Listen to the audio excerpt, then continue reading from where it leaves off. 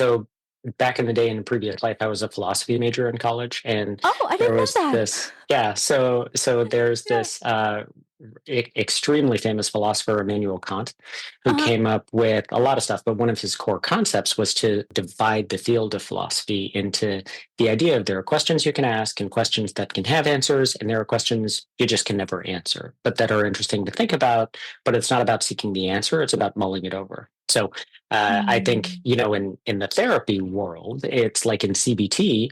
If you're going through something and you're examining your feelings, do you reframe how you think about the situation, or do you create an action plan and change the situation?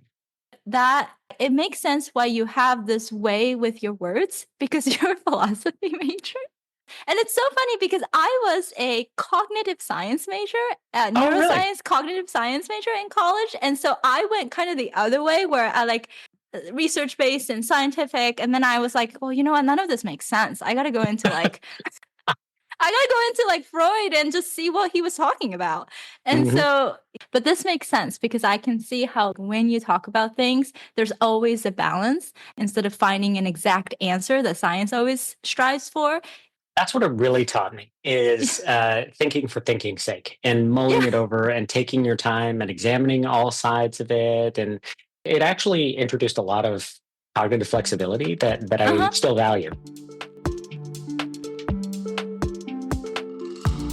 Welcome to the Good.Enough.Shrink podcast. We are your hosts. I am Jenna Chang, a child, adolescent, and adult psychiatrist practicing here in Los Angeles, California. And I'm Dr. Patrick Kelly. I am also a child, adolescent, and adult psychiatrist practicing in the Los Angeles area. We are on a mission to demystify child psychiatry and have conversations surrounding difficult topics on youth and adult mental health, but not without a little play along the way. Welcome back to the podcast. So today we're talking about a topic that's pretty ubiquitous, I think. I can't think of anybody that wouldn't experience this at some point in their lives. And it's on the topic of adult loneliness. So the first thing is to really understand this term loneliness. There is perceived loneliness versus social isolation. And I think the social isolation is meaning more you're just physically alone. So loneliness should be distinguished from this because social isolation is considered an objective condition that arises when someone doesn't have enough people around. And this is measured sometimes through living arrangements, marital status, just physically, objectively, who are the people around you. And compared to that, loneliness is referred to as the subjective, distressing feeling of alienation. So we're talking about the subjective experience versus the objective situation. And so someone can be totally socially isolated and perfectly happy. Maybe they just really like being by themselves. I actually like the term by yourself. It kind of implies this positivity, like you're by yourself, and you can have this positive solitude. But, sometimes people can be surrounded by so many loved ones and still feel very, very lonely. And so this perceived loneliness is actually what we're talking about. And this itself is associated with physical health issues, especially more recently in the last few years, cardiovascular risk. Mhm. So lots of coronary heart disease and stroke risk there. And then also dementia, neurocognitive risk, that's pretty high as well. We'll get into that later. I do think that the idea of being alone in a crowd is important. So it's not just that someone is socially isolated and can either be okay or feel lonely, but I think there are also people who are not socially isolated but who feel very lonely. I was just thinking of the situation of someone who is around people all the time and feels Mhm. very lonely. That can be sort of the loneliness because it's hard Mhm. to understand. Yeah, it's like New York City, right? Thinking that, yes, when I lived in New York City, everyone says that, that you're surrounded by 10 million people and you feel like no one understands you. Yeah, Absolutely. right, exactly. Yeah. So loneliness, when we try to dissect it seems to point towards a lack of safety. implying that there's threat, which sets off this hypervigilance, which is what we see in people who feel lonely, that there's kind of this being on edge. You never know what's going to come at you. There's maybe also a little bit of paranoia there. So this actually, you can imagine, leads to this perpetual negativity because you're kind of on the lookout for anything bad to happen. That's the amygdala working. It's a threat assessment center in your brain. And so lonely people typically tend to see the world as a negative place with negative social expectations. And thus, it leads to a self-fulfilling prophecy of isolation because you end up blaming others for it, even though the issue may have come from within, feeling lonely subjectively within in the first place. So when you feel lonely, there is a tendency to continue to isolate and feel lonely because it's kind of like this hopelessness. You don't really know what you can do. There's a really interesting TED Talk or TEDx talk by someone who talks about the power of introversion and that introversion in our society is not a valued trait, and it's a lot of it is about being an extrovert. And so many people, I think, confuse introversion with loneliness or social phobia or social isolation, but there are plenty of people who are introverted and deep thinkers and enjoy time by themselves, and there's not a thing wrong with that. But it can Mhm. be hard not to leverage that, or rather, it can be hard to be in that situation and feel lonely because you have fewer resources to pull on to feel connectedness. So I Mhm. think that it may make it harder if you are feeling lonely and you're an introvert. But I think there are plenty of people who are extremely happy introverts. Mhm. Yeah, I totally agree. There's something about, yeah, solitude that's very calming. So, as we always like to do, we look back at history just a little bit to set the stage. And so, we have to mention Winnicott because he inspired this podcast. But in 1958, D.W. Winnicott, he wrote about the capacity to be alone as a developmental achievement. This is actually really fascinating because I think there's just so many levels that he like understood development. And with attachment there's this concept of you feel safe with another and then you internalize that feeling and you carry it with you. And I think he may have been referring to this, that if you have that carried safety within you, you can be alone and you can feel safe to explore the world, even if your external environment is chaotic and totally unpredictable. There's a inherent safety that you have inside. And so this is 1958, right when all the attachment stuff is coming out. John Bowlby is coming out. And in 1969, John Bowlby published the Attachment and Loss Volume 1 series, which laid out the groundwork for attachment theory. And this later, of course, became linked to the understanding of loneliness. And then a little bit later in 1973, Robert Weiss published Loneliness, the Experience of Emotional and Social Isolation, which differentiated between social and emotional isolation and defined loneliness as a response to a relational deficit, which connects back to Bowlby's argument about attachment work relating to loneliness. And then in 1979 was a large-scale longitudinal study, epidemiological study, that found that people who lacked social connection were more than twice as likely to die within the follow-up period of the study. And so around the late 70s, 80s, and then much more so in the 2000s and on, people started to realize that loneliness is connected to physical ailments. And, of course, most recently in 2022, the US Surgeon General said that loneliness is tied to about 30% cardiovascular risk and like 50-60% dementia risk. So we've had the last 70 years of thinking that this is kind of important, and then this is really important. Okay, so then we want to highlight some biological mechanisms that shows us that we have an inherent drive to connect with others. And these are things that we have mentioned in the past as well, but just not so much in detail.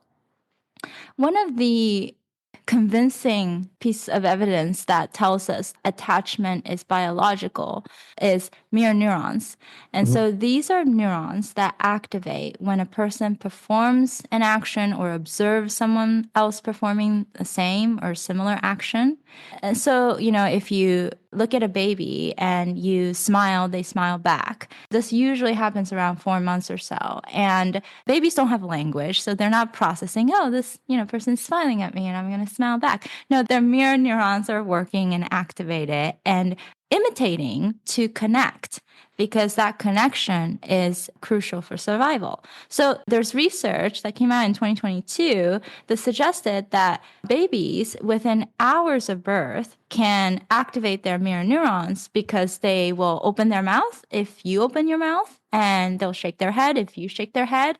And so it's basically fully operational by the time you're born. Which I think really does get to the idea of survival. There's no real other reason for that to be effective that early, aside from connecting with the person who's supposed to keep you alive, the object of your survival. There's research into why baby animals are cute, why we find them cute. It's all about connection with that social animal, that social being. So it's if you think about it, it's one of the first things that comes online after Mm. birth. That's how important it is to human life. Yeah. And actually, I may have reversed this order, but even if we pull back into the fetus, oxytocin, maybe people have heard of this. It's a hormone that works in social bonding, usually between a parent and a child. And also, it has an effect in reproduction and love and this kind of warm and fuzzy feeling. The production of oxytocin actually has been shown to start in the fetus, and it can be also higher in babies than in moms. And so, this is another very concrete evidence that we have specific systems and mechanisms within our body, without our consciousness, that drives us to connect with another human being. And then there's also things that can go wrong in our bodies when we don't connect. There are markers of inflammation in our bodies. One is called the C reactive protein, CRP, and another one is called interleukin 6 or IL-6.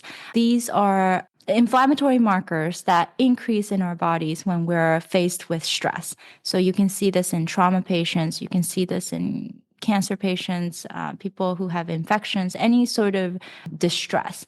And this certainly increase in isolation.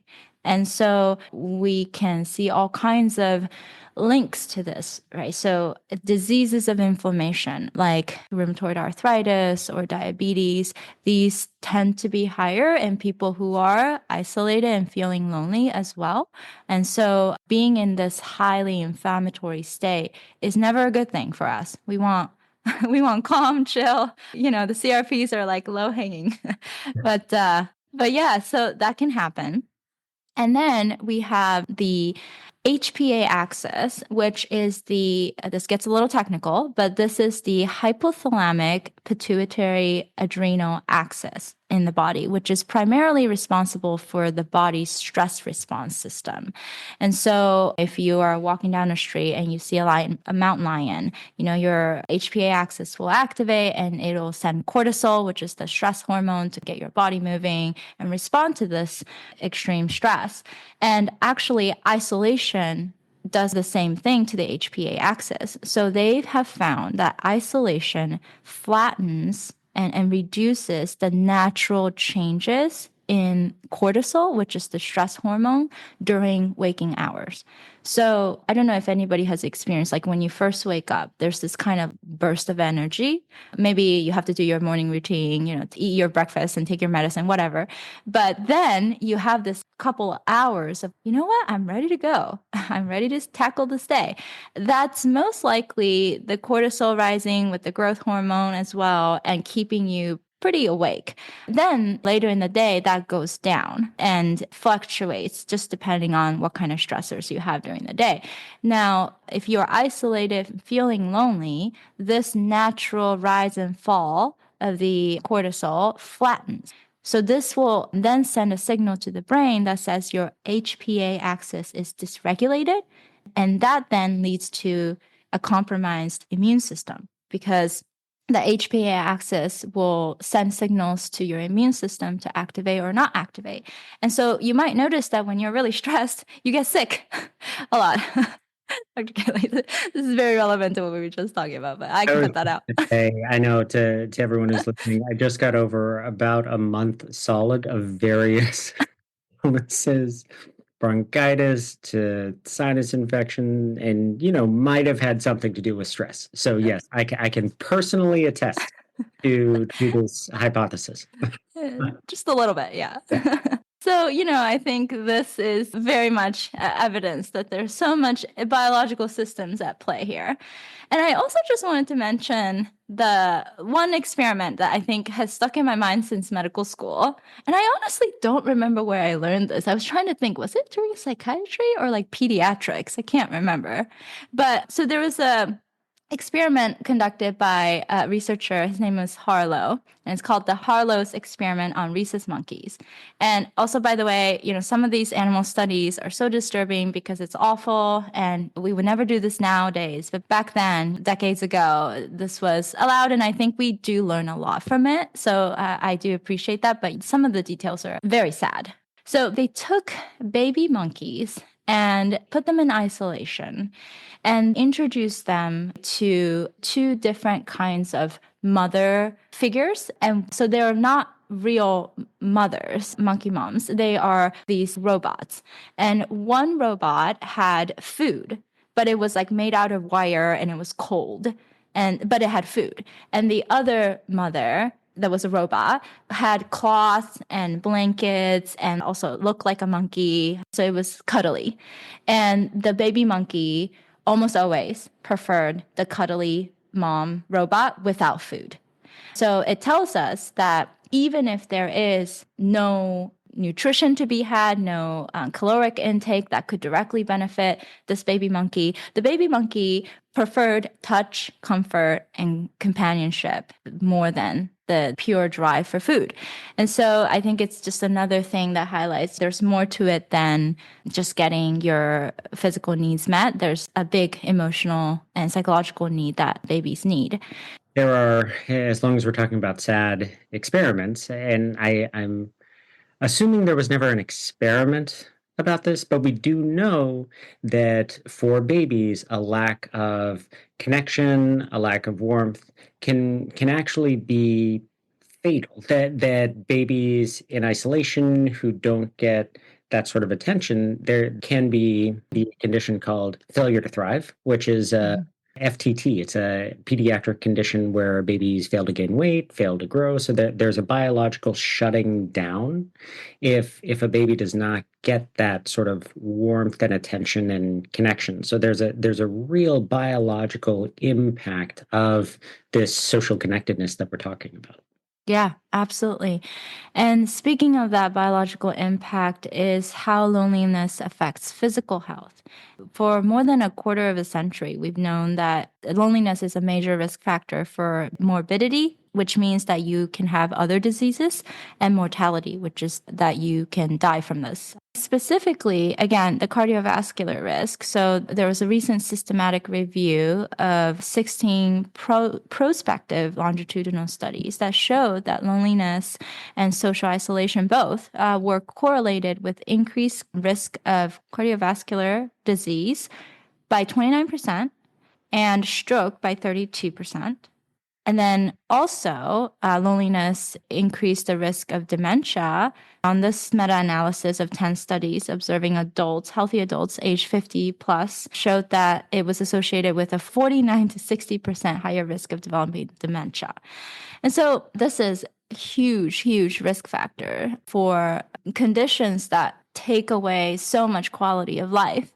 having a clear mind but not being able to move and do the things you want to do is horrible. And then having a body that can move but losing your mind is, just as bad. And so this is something really to be taken seriously. And I think, yeah, it's interesting because I do feel like there's a little bit of an unfortunate thing that's happening, especially in like social media and that try to monetize this concept of loneliness and promote connectedness through the screen, which I Mhm. think to some extent it can be helpful, but to overemphasize that takes away the point. The point is to get out into your environment and connect with people because there's so many things that you cannot capture that's happening in real life.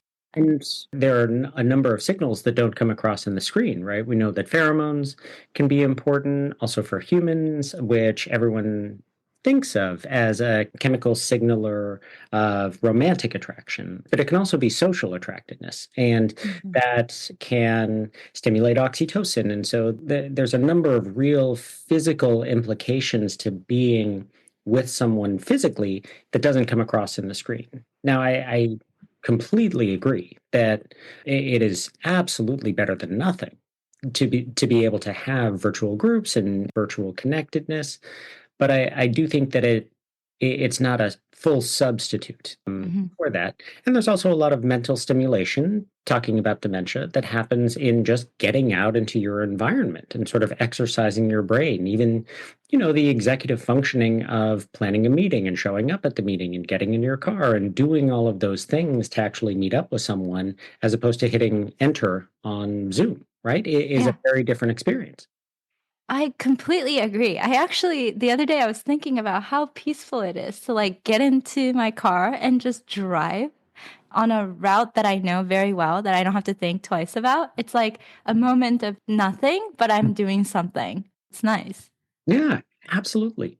Yeah.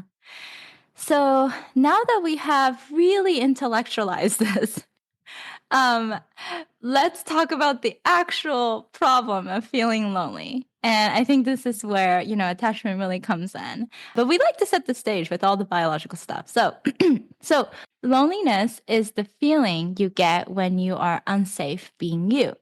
So this again implies threat to the amygdala and sets off this hypervigilance. So, I think we have all experienced walking into a room full of strangers and you feel like you don't belong there, or you're embarking on this lone path with your job that you can't share with people, or maybe you have depression or a panic disorder or OCD. OCD can be so isolating, and addiction as well, all kinds of conditions that can be a very lone path.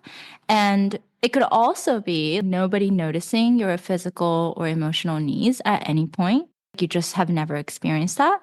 And this often happens in a kid that's growing up way too fast. You have this precocious 10-year-old that knows her full day and all the responsibilities that she has, plus, when to pick up her younger brother. This is the start of this feeling like you have to do this on your own. So, why does this happen? Why does this loneliness feeling happen? To understand loneliness, you really have to understand attachment. And the core concept of attachment theory is that in early childhood, your experiences with a caregiver, a primary caregiver, will shape the internal models of yourself and others. So, this will then influence your subsequent interpersonal relationships in your adulthood. Let's say if you grew up feeling relatively safe, that you could explore your world, you could make mistakes, you could be successful and be praised for it. If you had the flexibility of a caregiver following your ebb and flow, then you feel safe.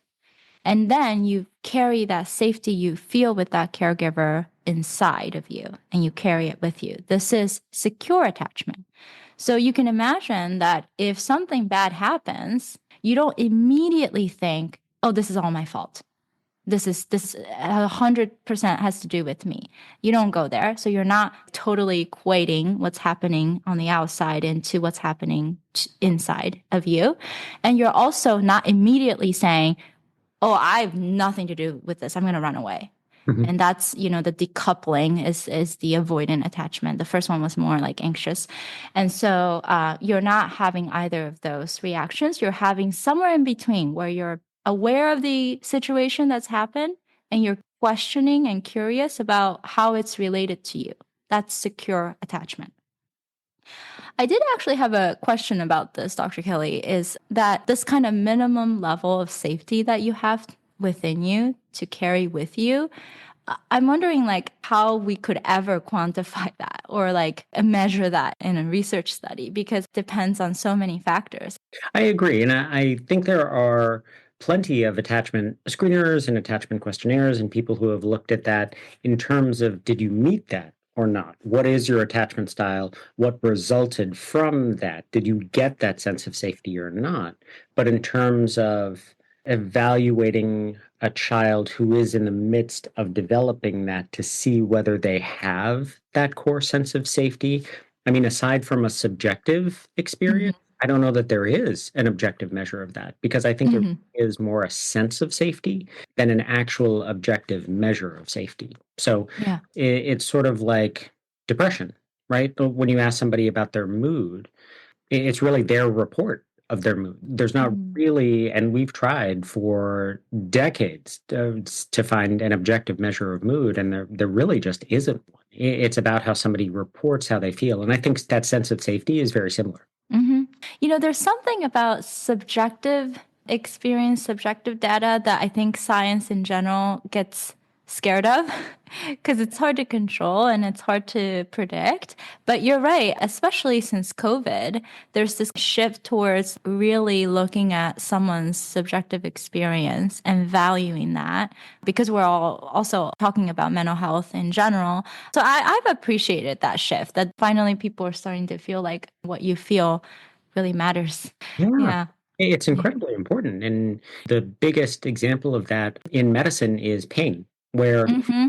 there was such a strong push for the idea that pain is a subjective experience, that the idea of objectively measuring pain is so hard to do. And so there was this tendency of, well, somebody doesn't look like they're in pain or their heart rate isn't elevated, so they can't be in pain. They can't be experiencing distress, which we now know is Hmm. just not correct. That's just false. Hmm. But it's Hmm. it's similar to saying if somebody doesn't look depressed or if somebody's holding down their job, well, they can't be depressed. We know that's not true. So I think the increased value on sounds silly to even say out loud, but the increased value of talking to the patient about what they're feeling Yeah. is so important. I mean, we can't say how important that is. Yes. Yeah. So that's the secure attachment style. And in contrast, the insecure attachment styles occur when you felt while growing up that you couldn't really explore who you are. So I think it's been a little bit more mainstream about the two different attachment styles. And then the third one, we don't really talk about that much. But the first one is the anxious attachment style, and the second one is the avoidant attachment style. And the third one is the disorganized or mixed attachment style. So, just to kind of conceptualize this and make it as easy as possible for people to understand, with the insecure attachment styles, for me, what's most important is that it's insecure. It's not secure. That's the biggest thing because I see that oftentimes people have a tendency to be anxious or avoidant, but they sometimes will go back and forth.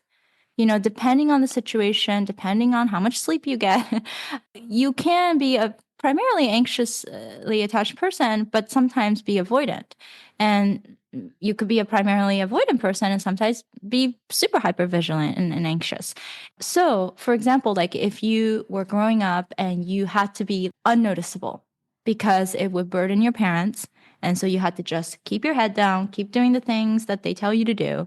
And you were basically a ghost, but also praised when you were a ghost. That can lead to this avoidant attachment style because it was better that way. You survived and you could move forward being unnoticeable.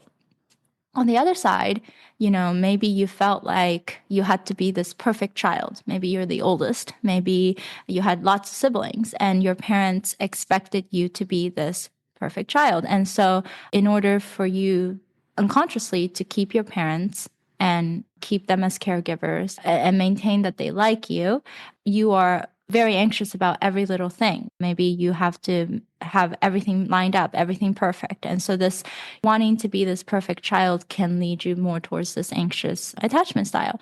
But the key is that a lot of this is unconscious and a lot of this is adaptive. It's helpful for you. There's nothing wrong with this. It's just that at some point it may no longer work in relationships. And so then you have to be aware of what's happened that is leading to what is happening to you. I think that's such an important point because I do think when we're talking about attachment styles, there's a message that when we talk about secure attachment, it's everyone wants that. Everyone should be that. If you're not that, there's something wrong. And there's a really important point that there's a reason you have the attachment style that you have, that it was adaptive at the time, that it kept you alive, it kept you safe, it worked for you, and now it no longer works for you. It's not that something was broken or that something with you is wrong. It's that your previous coping skills or attachment style is no longer serving you in the current situation. So let's see if we can change it to be different. That's all. It's not about correcting a deficit. It's about moving forward with something that works better in your current circumstances.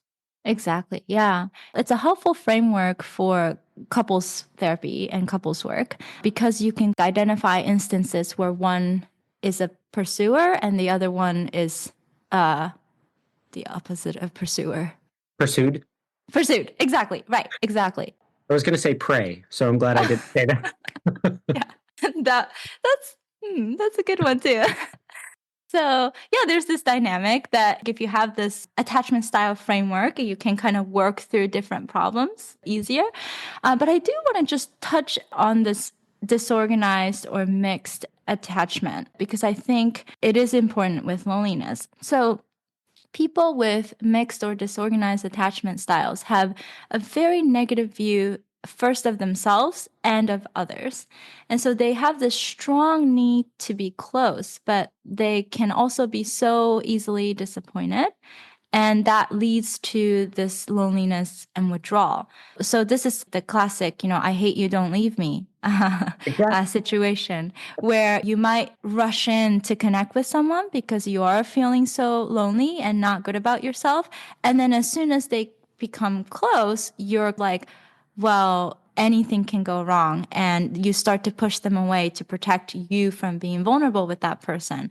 This reminds us of this condition called borderline personality disorder, which is the severe and persistent problems in emotional regulation and also interpersonal relationships. Dr. Kelly, you might be an expert on this since you wrote a book on this topic. But yeah, so I've always thought that it was interesting that there's this developmental framework around borderline personality disorder coming from this attachment perspective. Yeah, I think it's a really important view because it also, I mean, talking about things that maybe have a negative connotation. I think borderline personality disorder of all of our conditions may have the most negative, unfortunately. But I think it relates to the idea that we were talking about that it worked at the time, and there's a reason it exists. And the idea that you feel insecure and you have to be independent and there's no one you can rely on and you want that so badly and then find that as a potential and you fall into it, but then you're reminded of past experiences and bring those to the current experience. So Mhm. the closer you get to someone, the more nervous you get about that connection and you're just waiting for it to fall apart. And so then you distance yourself to be protective, but then you seek that closeness and it's this waffling back and forth that Mhm. is not fun. I mean, I think that's another misconception about patients with borderline personality disorder. People call them manipulative, people call them Mhm. all sorts of things, but it's not conscious and it's not something that the person is doing because they enjoy it. It's something that comes from desperation and that comes from a really negative place. So it's, I got very dark, but Mhm. that sort of disorganized attachment style comes from a place of utility in the past that is no longer useful and just like all the other attachment styles is mutable. and can be changed and Yeah. can be worked on, and I think is the most synonymous with what we now call borderline personality disorder. Yeah, exactly. Yeah. And the idea of these unmet needs when you were growing up and you just couldn't be you, you couldn't be the real you. Maybe you had to pretend to be someone so that you could survive.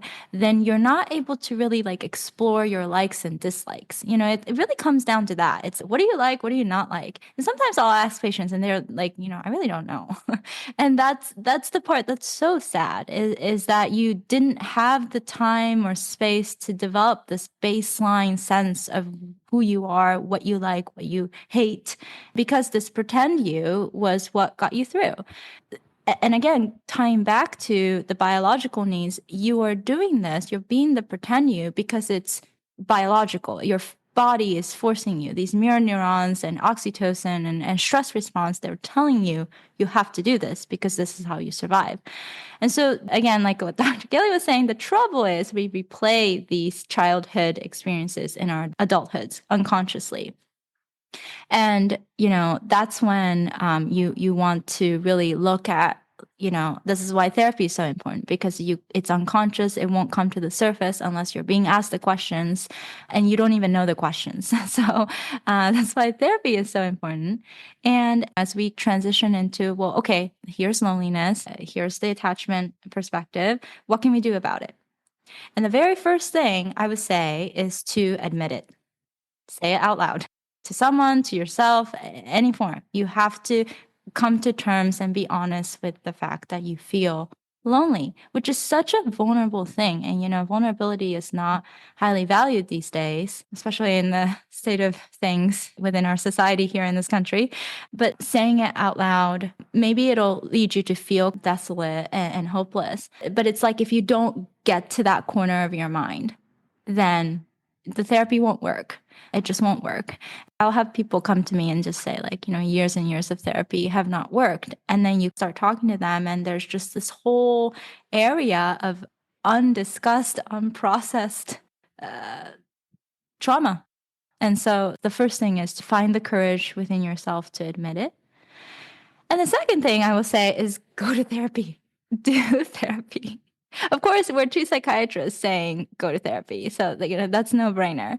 But again, the importance here is that this therapist that you find, you must feel safe with them. And I think sometimes with all of the stuff you read online or accolades that you need to have to get the best therapist and whatnot distracts you from this subjective feeling of safety that you need to start to explore what's been going on, because loneliness is an attachment disruption, and that attachment disruption happened because you felt unsafe. And so therefore, the first and foremost thing with the therapist is that you feel safe with them.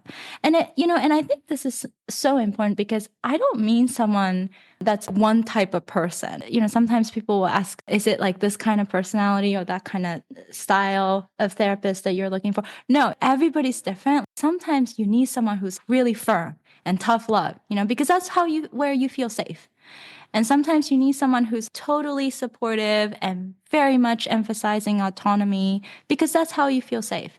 To find a therapist that you feel completely safe with, you have to have some level of understanding of yourself, and that might not even be there.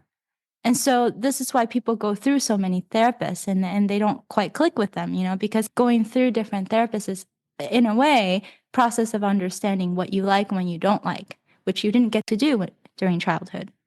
That's very important, that people think that if I am not working well with the therapist or if I don't feel connected, some people will think it's somehow my fault or therapy's not for me or that there's something wrong with me and therapy just doesn't work.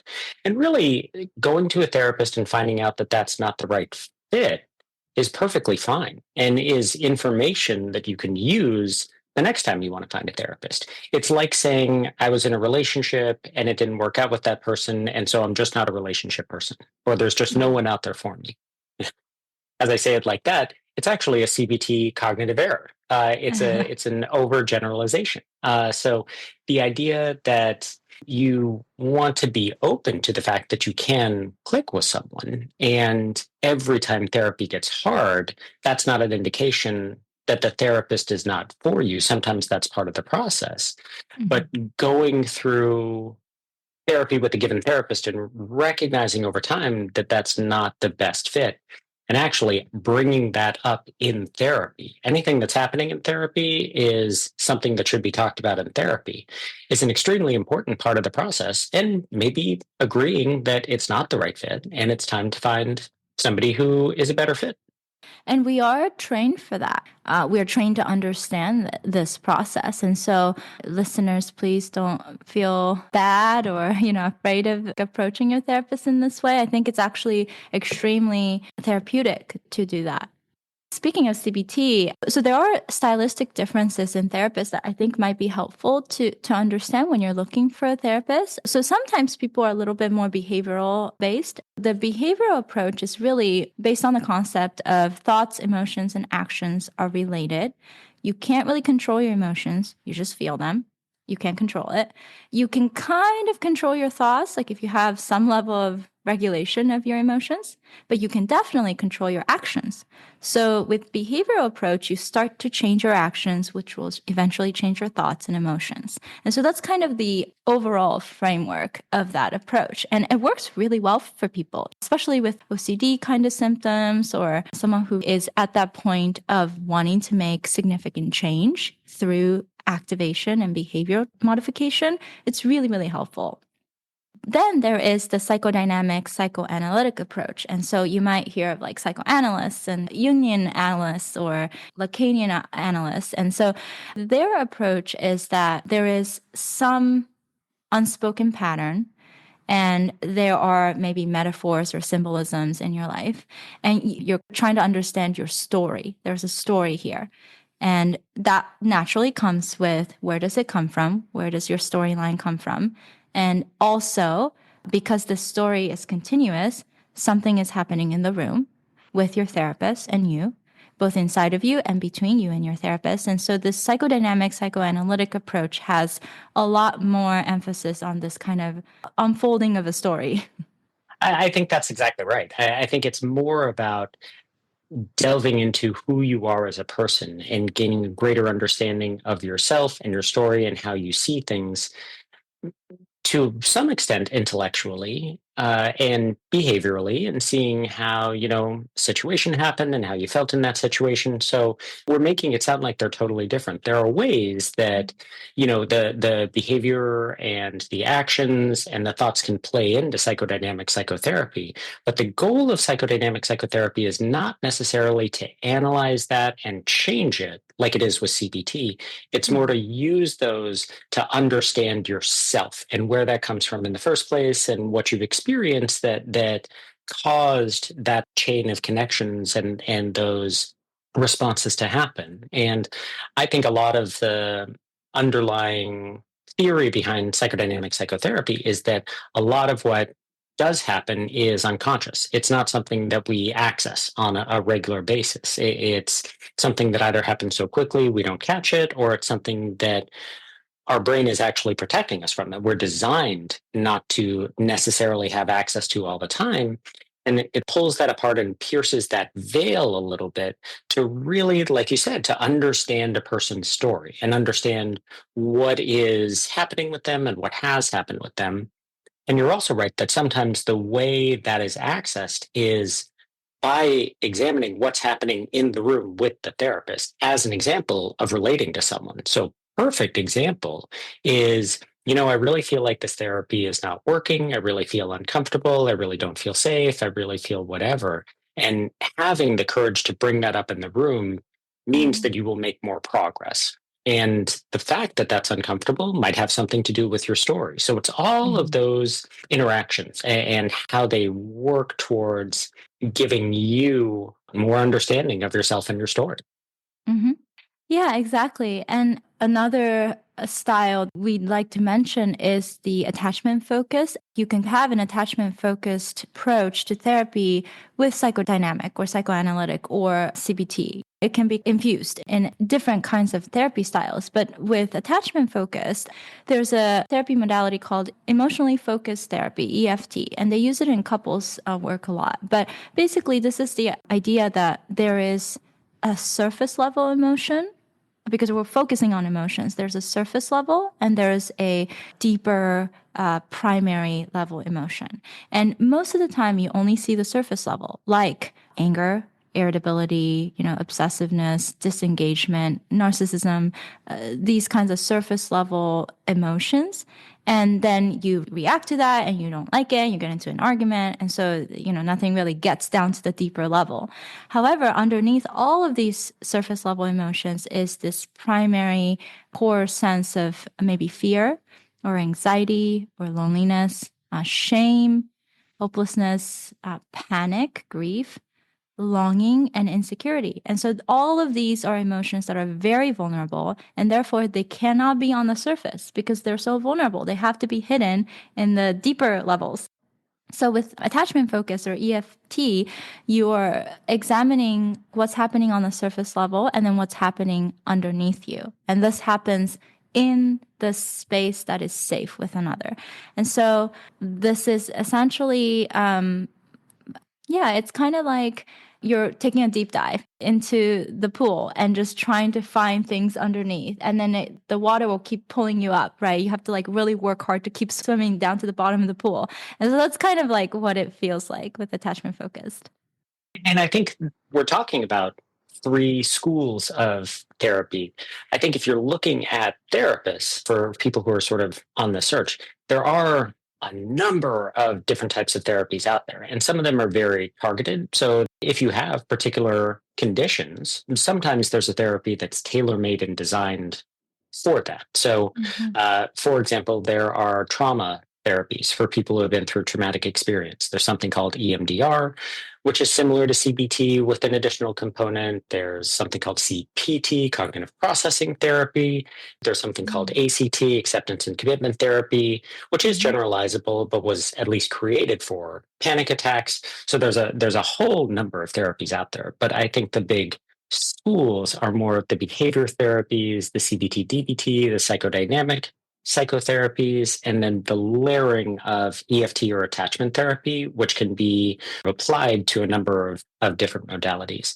And a lot Mhm. of people, when we're trying to find the best therapist for them, the best fit, will, even as we're describing it, feel sort of a natural excitement or inclination, even as they're hearing about different therapies. So if you've had that experience, just go with it. I think that Yeah. that's actually a really good way to at least start your journey into therapy.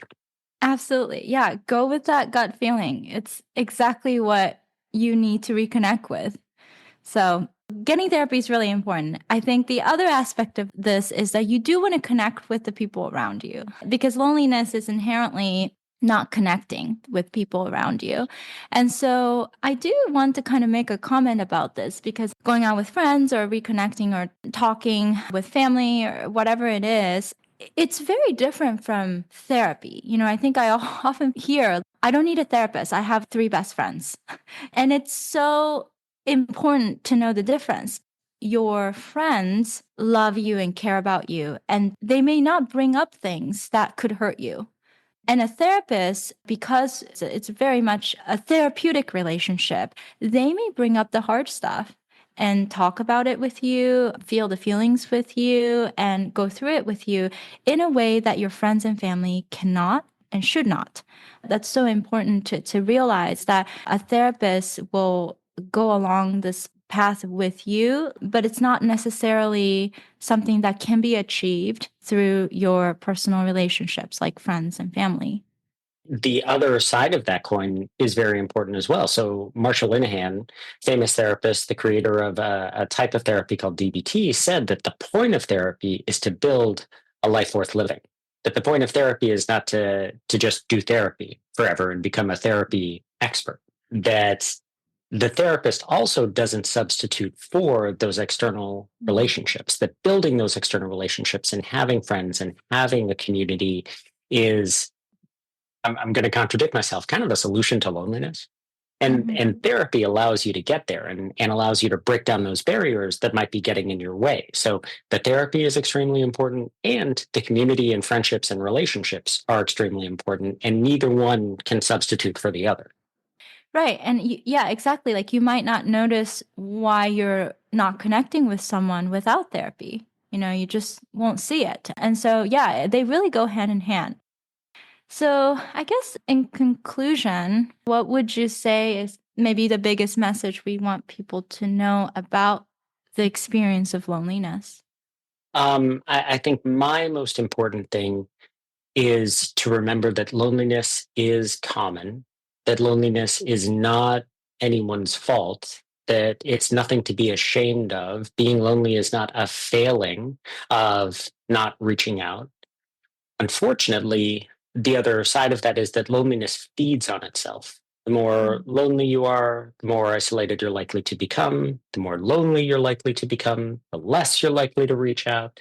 And so it does take some action to reverse that. And waiting for that to sort of naturally change, unfortunately, isn't always the best way to approach it. And so I think simultaneously, if you're in a situation where you feel lonely, it's nothing you did wrong. It's not your fault. Mhm. It could have something to do with what you've experienced in the past, but whatever that is, it doesn't mean that there's anything wrong with you. It's something that happens to a lot of people.